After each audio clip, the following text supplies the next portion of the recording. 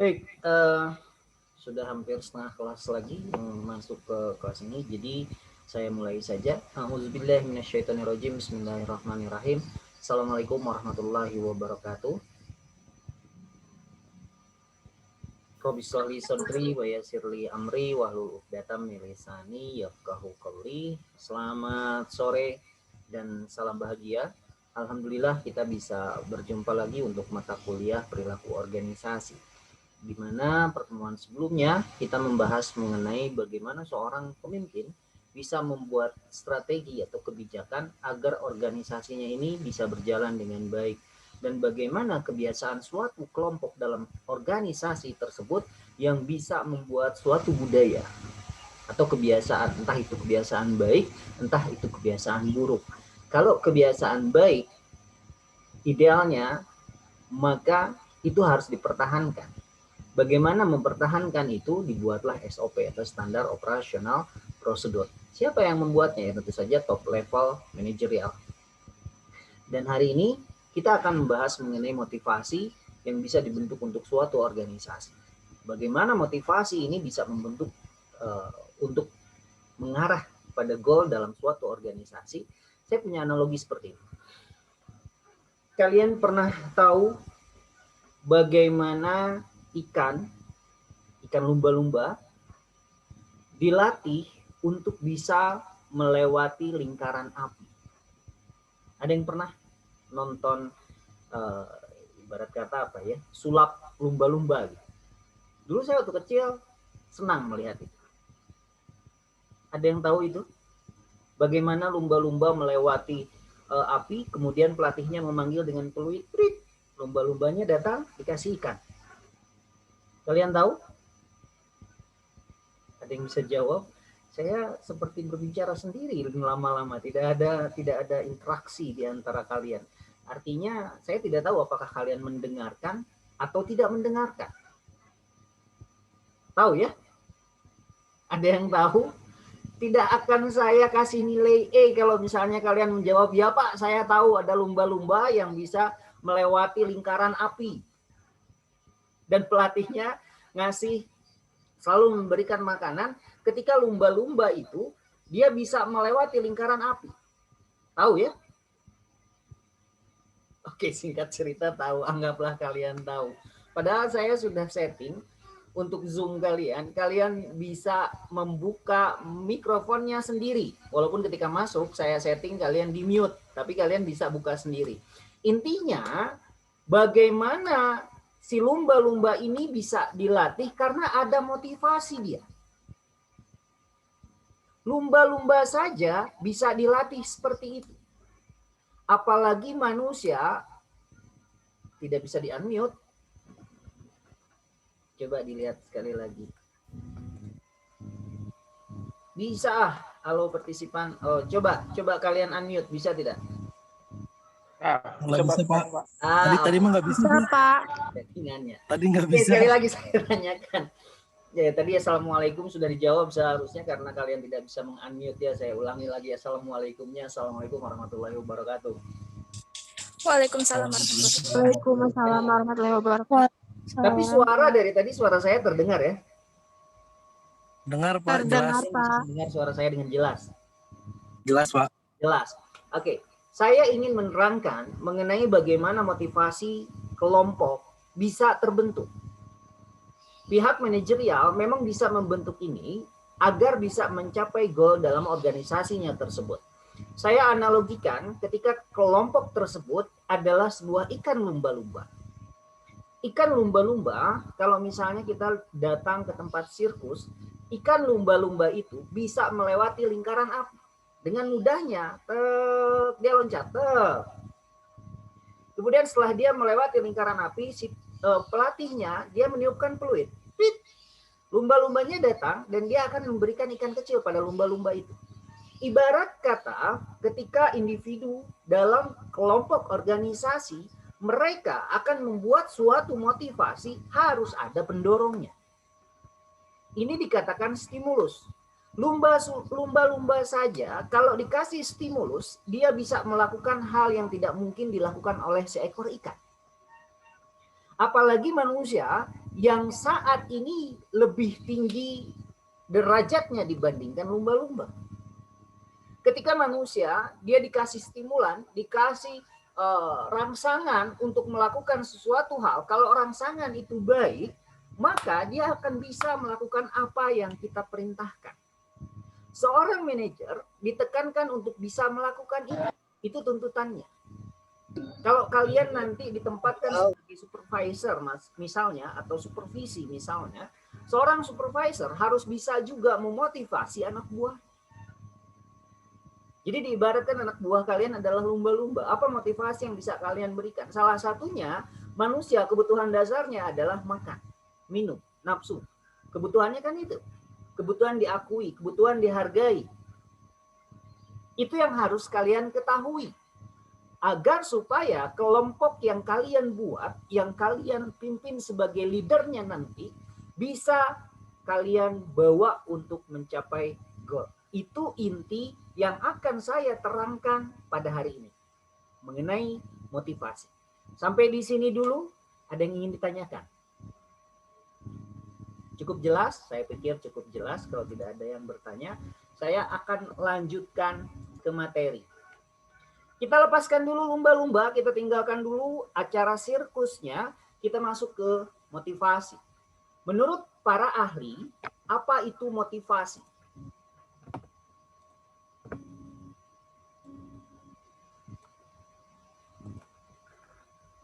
Motivasi berasal dari kata motif atau motivation.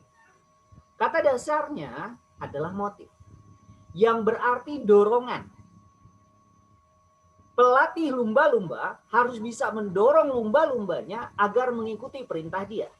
Stimulannya apa? Stimulannya ikan.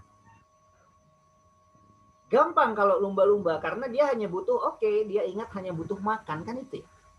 Sebab atau alasan seseorang melakukan sesuatu, dengan demikian motivasi berarti suatu kondisi yang mendorong atau menjadi sebab seseorang melakukan suatu perbuatan atau kegiatan yang berlangsung secara sadar.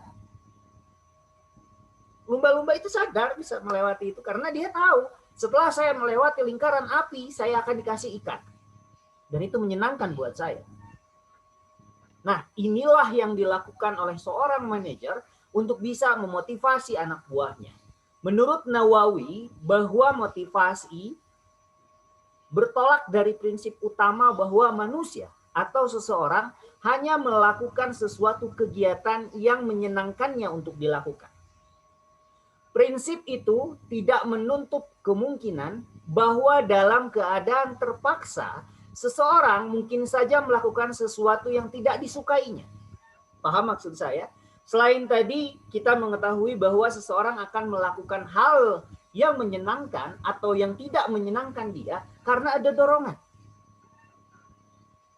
Ada juga manusia yang akan melakukan tindakan pidana misalnya menodong orang. Itu tidak menyenangkan. Karena apa? Biasanya karena faktor ekonomi. Bisa saja dia melakukan sesuatu hal yang dilarang. Bahkan mungkin dia sendiri tidak menyukainya. Tapi karena dorongannya, dia bisa saja menodong orang. Atau bisa saja dia melakukan sesuatu yang tidak disukainya. Misalnya, dia sangat tidak suka untuk merangkak di atas tanah lumpur. Biasanya dilakukan oleh militer. Tapi karena dorongan, dia ingin jadi seorang ABRI misalnya, jadi seorang polisi misalnya, terpaksa dia harus merangkak di atas lumpur. Ini dikatakan sebagai motivasi. Setiap orang, setiap individu manusia, mereka mempunyai motivasi yang berbeda-beda untuk mereka melakukan segala sesuatu hal.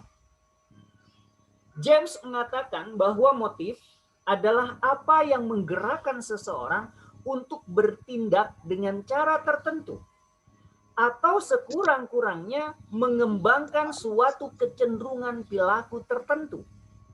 Dorongan untuk bertindak ini dapat dipicu oleh suatu rangsangan luar. Tadi seseorang yang tidak menyukai dia merangkak di atas lumpur, Tetapi karena keinginan dia untuk jadi seorang ABRI yang tidak disukainya itu dia lakukan. Itu contoh.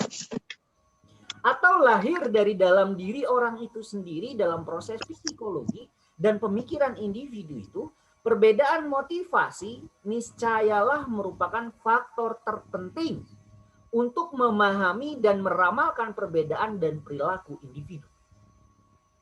Jadi kegiatan seseorang itu memiliki motif. Motifnya apa? Ya, paham maksud saya ya? Dengan kata lain, motivasi yakni memberikan sebagai proses yang menghasilkan suatu intensitas, arah dan ketekunan individu dalam usaha untuk mencapai tujuan. Soekarno dalam bukunya Perilaku Organisasi mendefinisikan upaya yang tinggi ke arah tujuan organisasi. Dengan demikian, motivasi merupakan bagian integral dalam upaya mengoptimalkan pengendalian manajemen suatu organisasi. Teori motivasi ada 6. Yang pertama, teori kebutuhan atau need.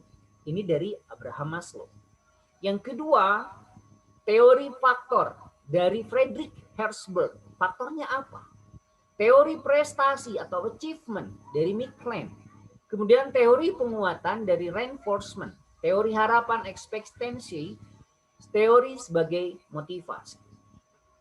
Kegiatan yang dilakukan seorang individu dalam suatu kelompok, mereka memiliki motivasi. Motivasinya apa? Need, kebutuhannya, ekonominya, faktor ekonominya. Yang kedua faktor. Yang ketiga prestasi atau achievement. Seseorang akan berlari dengan kencang ketika ada faktor yang ingin dia capai. Seorang mahasiswa akan belajar dengan sangat rajin ketika dia motivasi untuk mencapai target tertentu, dia akan jadi seorang sarjana. Ini dikatakan oleh McLean. Ada juga dia ingin menguatkan, mengokohkan diri, reinforcement. Dan dia ada harapan, ekspektasi. Dan dia punya tujuan sebagai motivasinya, punya goal.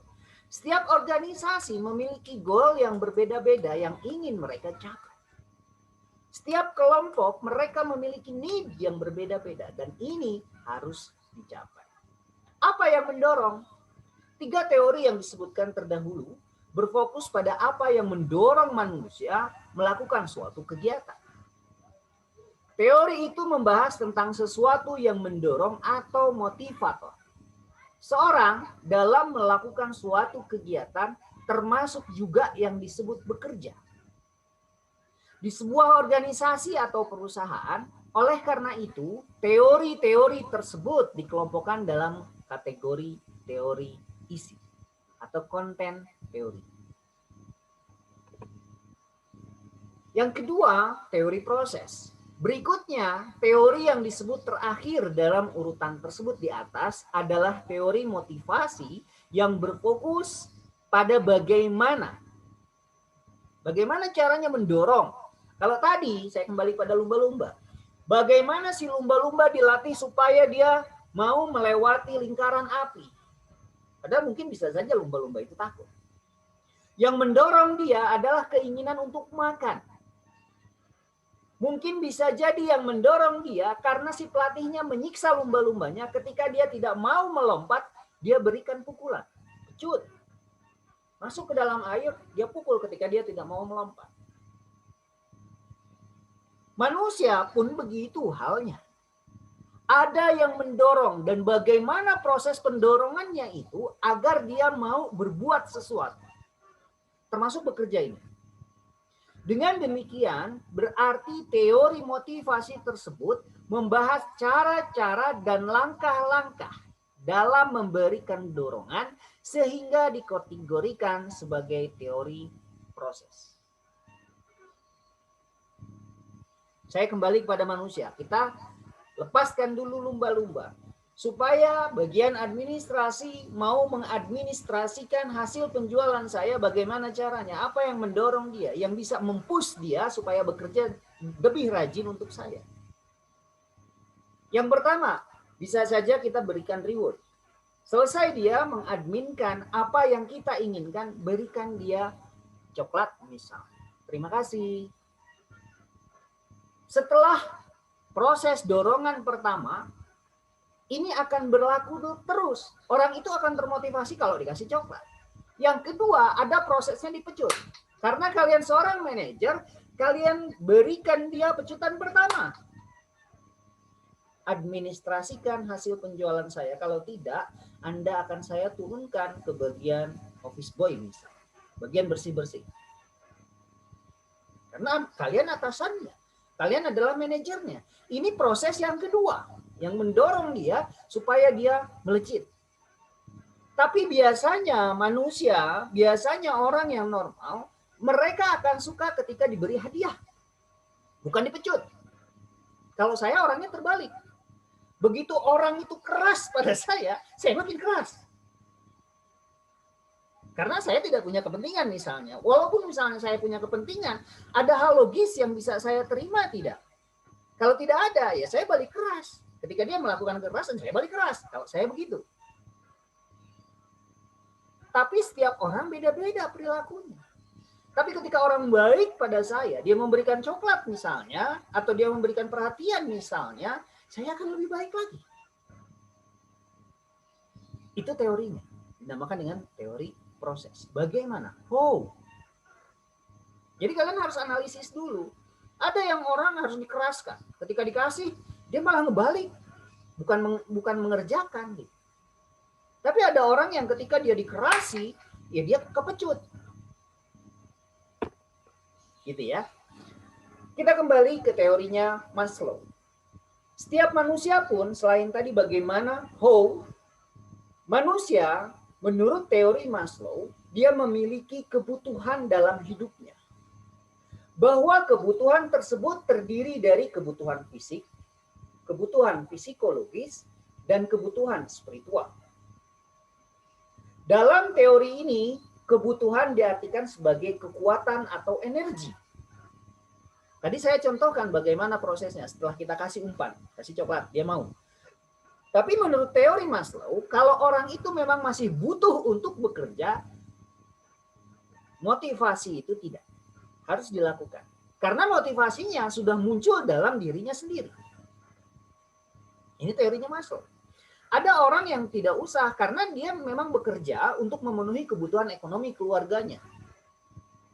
Jadi kalau misalnya diberi, itu hanya untuk kesenangan dia. Reward namanya. Bukan motivasi. Paham ya? Itu reward.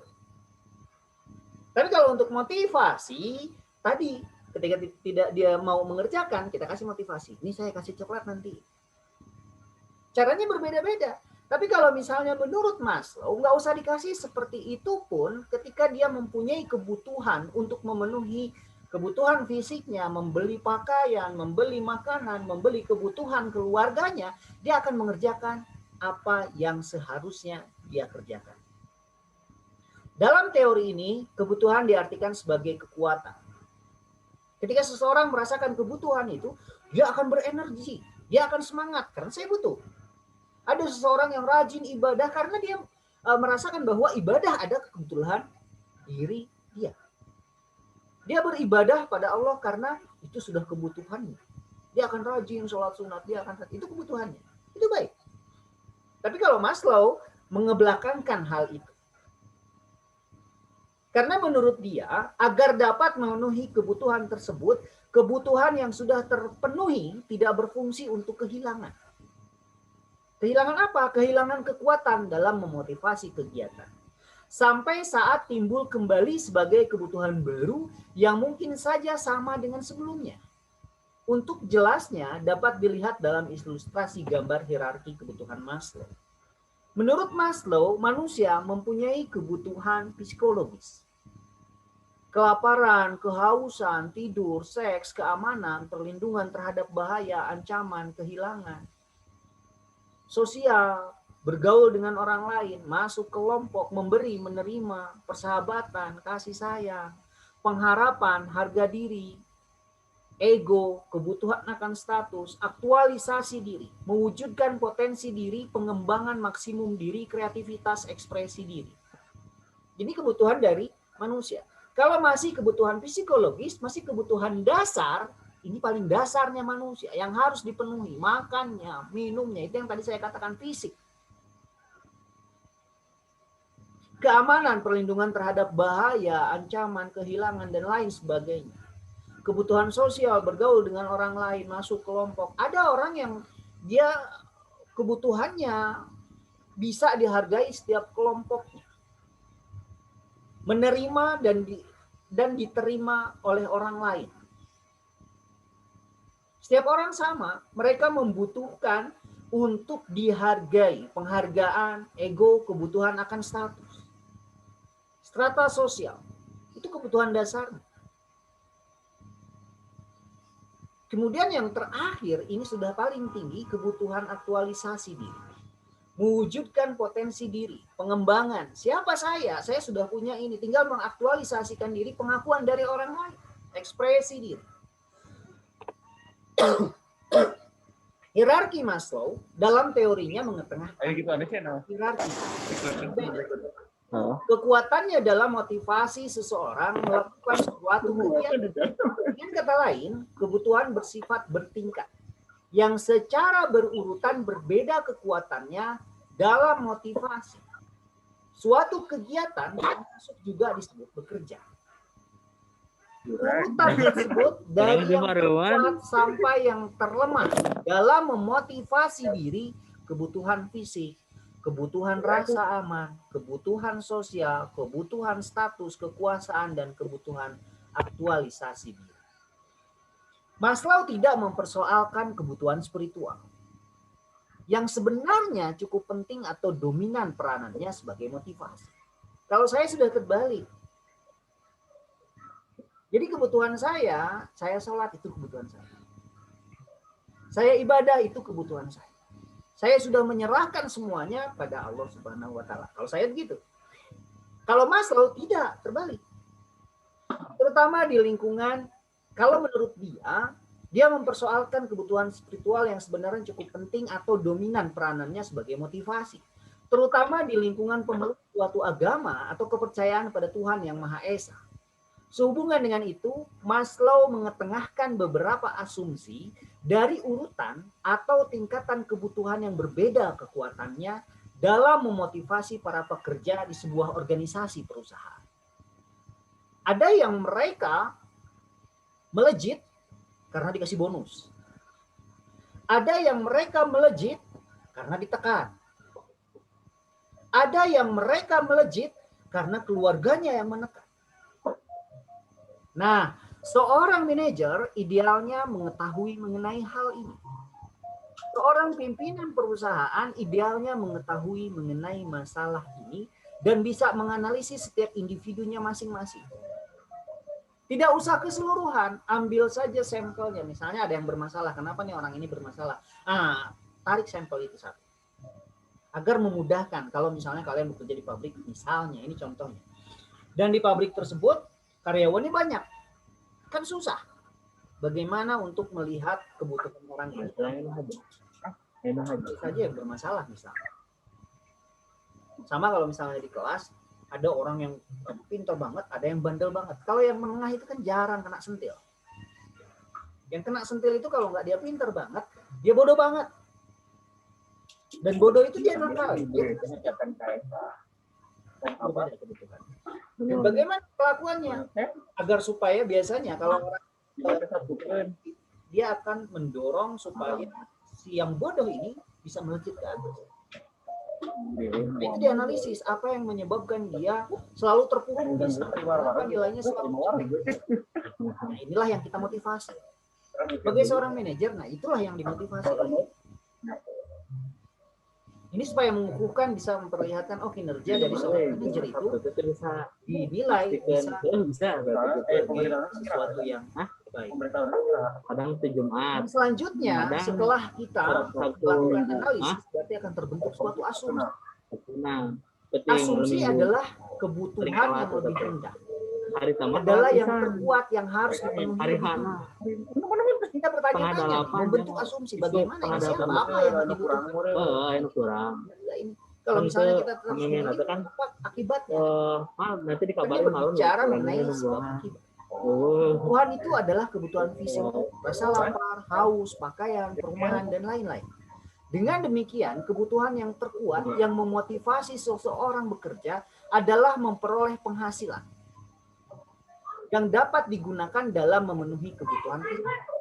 Asumsi yang kedua adalah asumsi kebutuhan dalam memotivasi tidak lama.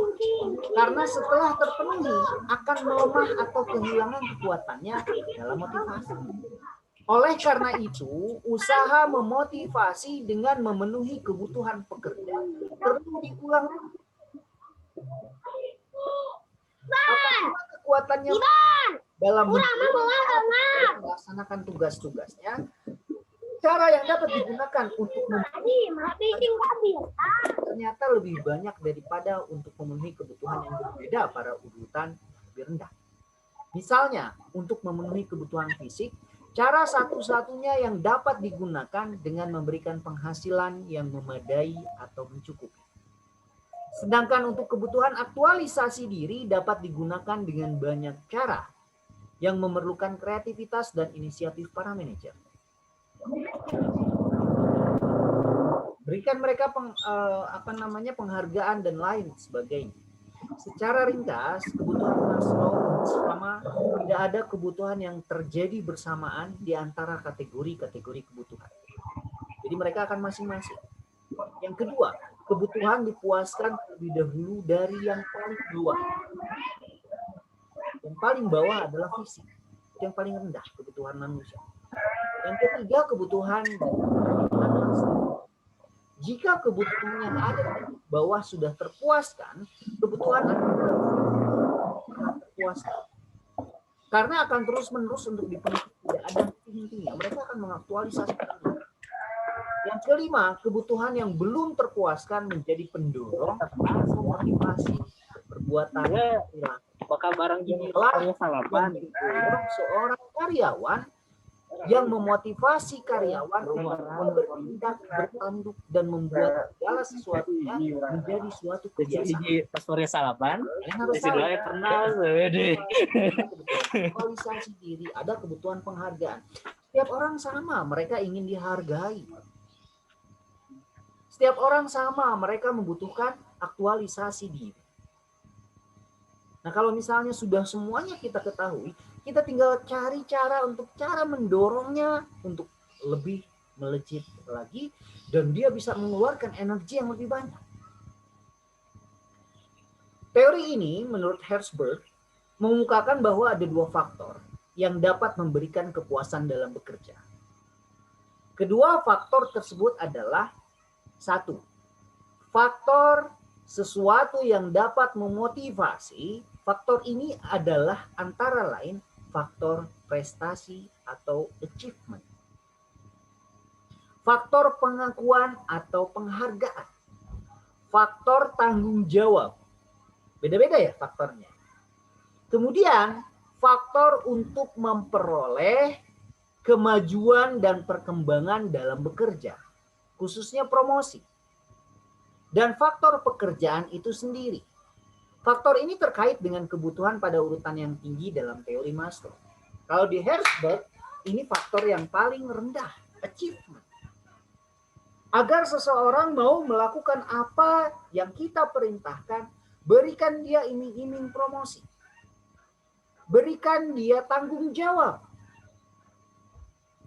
Berikan dia sesuatu hal yang akan menyenangkan dia.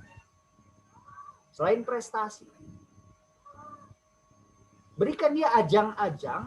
Makanya saya selalu kalau misalnya dalam suatu organisasi, saya selalu bilang, ketika kalian jadi seorang supervisor atau seorang manajer, kalian ingin melihat mana karyawan yang layak promotion from within, diangkat dari atas ke bawah.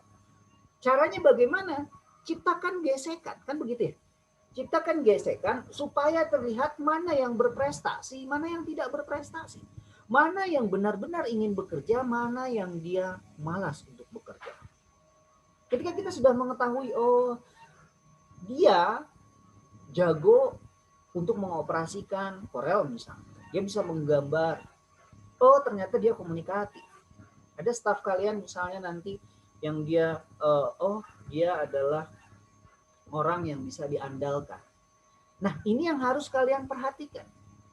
Berikan percikan-percikan atau gesekan-gesekan kecil, itu hal yang lumrah dilakukan. Tapi jangan sampai tahu ada strategi khususnya. Hanya percikan-percikan saja supaya kalian bisa mengetahui mana yang bisa kalian andalkan dan kalian promosikan. Yang dikatakan sebagai promotion from within. Teori Herzberg yang kedua adalah kebutuhan kesehatan lingkungan kerja. Kata Herzberg, selain tadi kebutuhan fisik, kebutuhan pengharapan, kebutuhan achievement, dia mengatakan lingkungan kerja yang higienis atau higienis faktor ini dapat berbentuk upah atau gaji. Hubungan antara pekerja, supervisi, teknis, kondisi kerja, kebijaksanaan perusahaan, dan proses administrasi di perusahaan, faktor ini terkait dengan kebutuhan pada urutan yang lebih rendah dari teori Maslow. Setelah diketahui bahwa dalam teori Maslow ada kebutuhan psikologis, Herzberg menyatakan kebutuhan lingkungan kerja pun mempengaruhi. Kalau lingkungan kerjanya bau, lingkungan kerjanya tidak kondusif, kemudian kebijaksanaan perusahaannya tidak baik, ini akan membuat karyawan enggan atau malas untuk bekerja. Maka ini pun salah satu faktor yang menjadi motivasi. Motivasi seseorang untuk bekerja dengan baik. Dalam implementasinya di lingkungan sebuah organisasi atau perusahaan, teori ini menekankan pentingnya menciptakan atau mewujudkan keseimbangan antara kedua faktor tersebut. Salah satu di antaranya yang tidak terpenuhi akan mengakibatkan pekerjaan menjadi tidak efektif dan tidak efisien.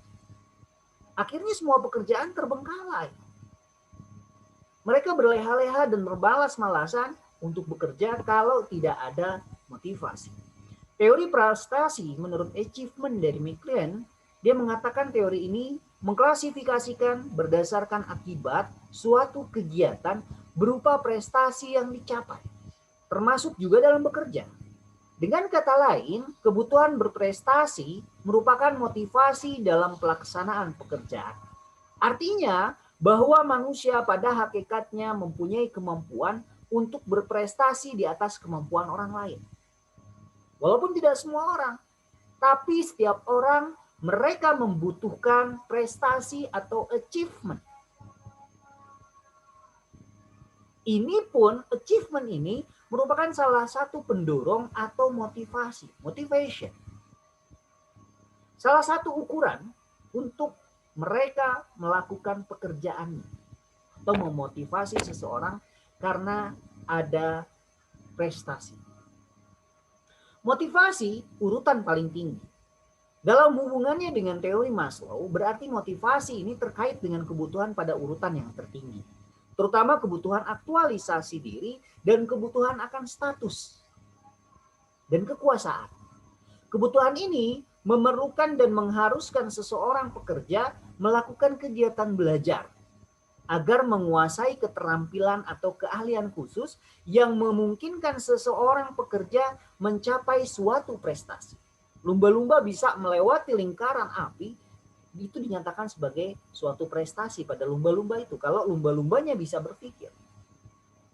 Kalau dari atlet itu gampang. Seorang atlet yang bisa memecahkan kalau dia panjat dinding di kelas speed, dia bisa mencapai waktu misalnya 6 detik. Padahal orang biasa kalau untuk menaiki panjat dinding itu bisa sampai beberapa menit. Bahkan ada yang cuma 1 kali, 2 kali dalam pijakan dia terjatuh. Itu dikatakan sebagai prestasi dan sebagai achievement. Ini akan memotivasi seseorang. Dia akan terus berusaha. Kita harus melihat sisi mana yang menjadi motivasi dia. Untuk dia menguasai keterampilan atau keahlian yang akan dia berikan pada orang lain. Berikutnya, jika dihubungkan dengan teori 2 faktor, jelas bahwa faktor prestasi termasuk klasifikasi faktor sesuatu yang memotivasi. Kayak atlet tadi, Motivasinya apa? Oh, saya akan menang jadi juara satu. Kalau juara satu kenapa? Oh ya, akhirnya ujung-ujungnya ekonomis, betul. Akan mendapatkan hadiah. Akan mendapatkan aktualisasi diri. Kan begitu. Motivasi dalam melaksanakan pekerjaannya. Oleh karenanya dia akan semakin giat. Implementasi di lingkungan sebuah perusahaan antara lain satu. Para pekerja, terutama manajer dan tenaga kerja adalah kunci. Menyukai, memikul tanggung jawab dalam bekerja karena kemampuan melaksanakannya merupakan prestasi bagi yang bersangkutan. Dalam bekerja yang memiliki resiko kerja, para pekerja menyukai pekerjaan yang beresiko lenak atau mederat. Pekerjaan yang beresiko tinggi dapat mengecewakan. Karena jika gagal berarti tidak atau kurang berprestasi. Sebaliknya juga kurang menyukai pekerjaan yang beresiko atau tanpa resiko yang dapat mengakibatkan pekerjaan tersebut diklasifikasikan tidak berprestasi atau kurang berprestasi, baik berhasil maupun gagal melaksanakannya. Pekerja yang berprestasi tinggi menyukai informasi sebagai umpan balik karena selalu terdorong untuk memperbaiki dan meningkatkan kegiatannya dalam bekerja. Dengan demikian, peluangnya untuk meningkatkan prestasi kerja akan lebih besar. Kelemahan yang dapat merugikan adalah pekerja yang berprestasi lebih menyukai bekerja mandiri, sehingga kurang positif sebagai manajer. Kemandirian itu dimaksudkan untuk menunjukkan prestasinya yang mungkin lebih baik dari pekerjaan orang lain. Teori yang selanjutnya yaitu teori penguatan atau reinforcement. Teori ini banyak dipergunakan dan fundamental sifatnya dalam proses belajar dengan mempergunakan prinsip yang disebut hukum ganjaran atau law of effect. Hukum ini sudah saya bahas tadi di awal ketika lumba-lumba itu tidak mau melewati lingkaran api, dipukul terlebih dahulu oleh pelatihnya sebagai hukuman supaya dia mau melewati. Hukum itu mengatakan bahwa suatu tingkah laku yang mendapat ganjaran menyenangkan akan mengalami penguatan dan cenderung untuk diulangi. Misalnya memperoleh nilai baik dalam belajar, mendapat pujian atau hadiah, maka cenderung untuk dipertahankan dengan mengulangi proses belajar yang pernah dilakukannya. Kalau kita terapkan sama anak kecil, ini sangat mudah. Misalnya seorang anak, kalau dia tidak mau belajar, iming-imingi dia. Kasih dia motivasi, misalnya kasih coklat. Karena banyak sekarang guru-guru kalau misalnya anaknya tidak mau belajar, cuma dikasih pin. Pinnya adalah pin anak cerdas misalnya. Ini akan memotivasi anak tersebut untuk rajin belajar. Misalnya memperoleh nilai baik dalam belajar, mendapat pujian atau hadiah, maka dipertahankan dengan mengulangi proses belajar yang pernah dilakukan. Dengan demikian pula, sebaliknya, suatu tingkah laku yang tidak mendapat ganjaran tidak akan mengalami penguatan. Kalau prestasi tidak dipuji, lama-lama ya terkikis, dia merasa biasa aja gitu. Karena cenderung tidak diulangi bahkan dihindari. Makanya ketika ada karyawan yang berprestasi, puji dia. Kasih stimulus dia. Dari stimulus ini akan muncul